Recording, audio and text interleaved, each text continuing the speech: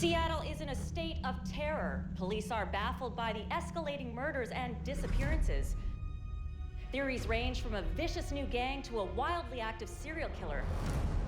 Victoria's back, and she's coming for revenge. You feel it, there's that sense. An imminent threat.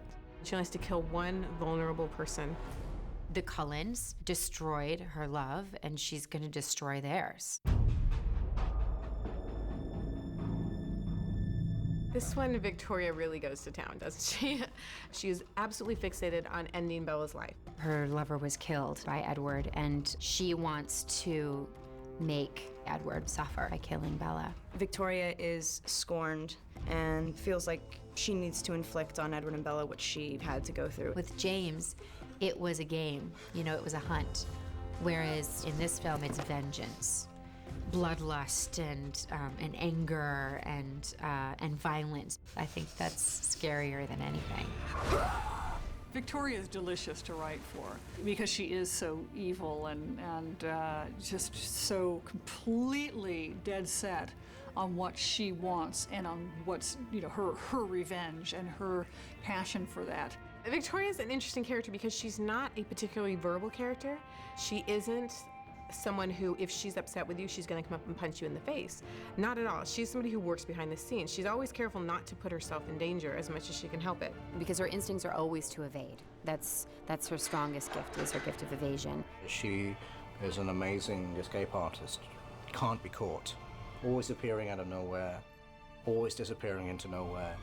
The Victoria of Eclipse is a different Victoria to Twilight and New Moon. This Victoria is much more a vocal manipulator. She really uses her voice.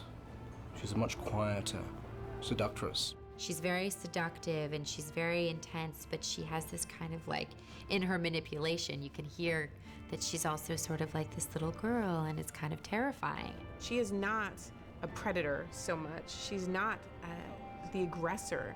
She's the manipulator. She's a master manipulator, and she does it by being this helpless little, but what about us? There's something a little unhinged about her. When you hear her speak, you can really kind of tell that there's something not totally right with the way that she is. Don't let him do this to us, Riley. Bryce is great. The first night that we saw her shoot, she came up and she said, I've been doing something with the voice, because this is the first time Victoria actually speaks in the novels, is in the very end of Eclipse. She says, and you describe it as being like this kind of little girl's voice. It's a little high. She says, I want to do something with that. And I said, that's wonderful. I think that's great. And she worked into the scene, and you can just see that this is Victoria. She's great. She's such a sweet girl and can suddenly turn into this ferocious devil. Oh, look, Bryce is just like Victoria, She's incredibly manipulative. She's got me wrapped around her little finger. Victoria has a very strong army behind her in this one. She's gone in a very, very clever and very roundabout way of creating this army to the point where her soldiers don't even know who she is. She's been getting an army together of newborn vampires to basically kill off Bella and Edward as vengeance once and for all. A newborn army is kind of made up of recently turned human into vampires.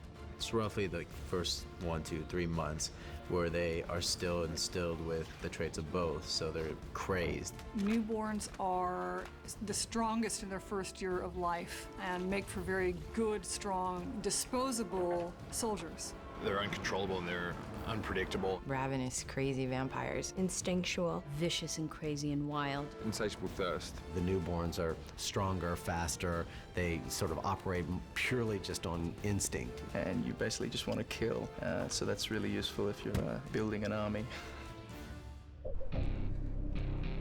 Victoria's plan is actually quite brilliant. She got Riley to do this because obviously Alice would never recognize him, and therefore she would never be able to identify the fact that this is Victoria's plan.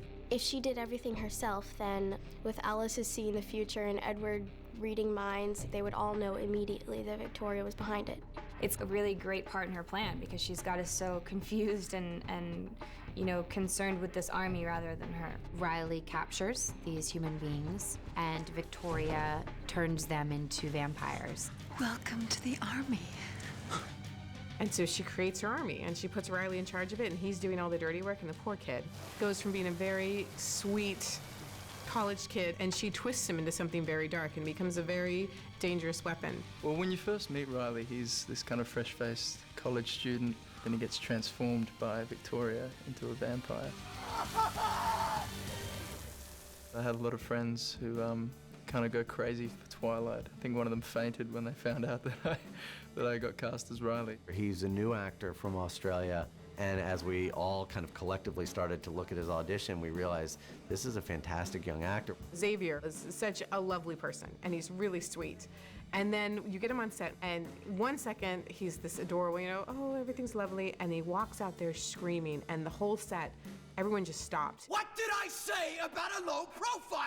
One of those wow moments when you film, where it just, the whole scene just exploded exactly the way you want it to. He was great. You know, he felt like the right kind of sensitivity that Riley has with the intensity that Riley has. It's challenging as well because you don't want to resort to the kind of cliches and the stereotypes in terms of the way that you portray a vampire. So I think the trick is trying to retain some sort of humanity there as well.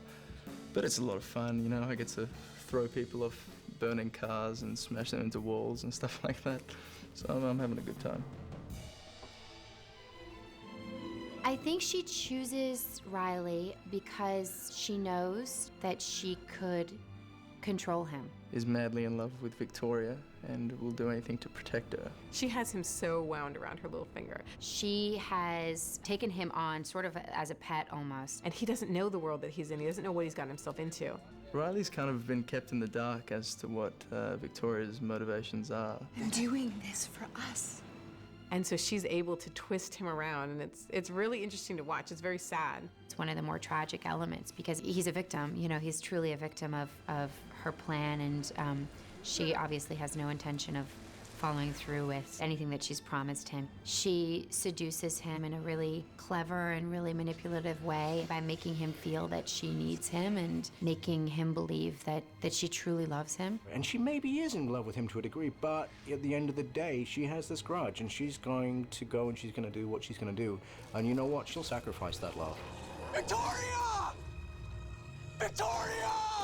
I think it's fun in this film, you know, the story of Riley and Victoria, where it's a very lustful, hedonistic animal relationship.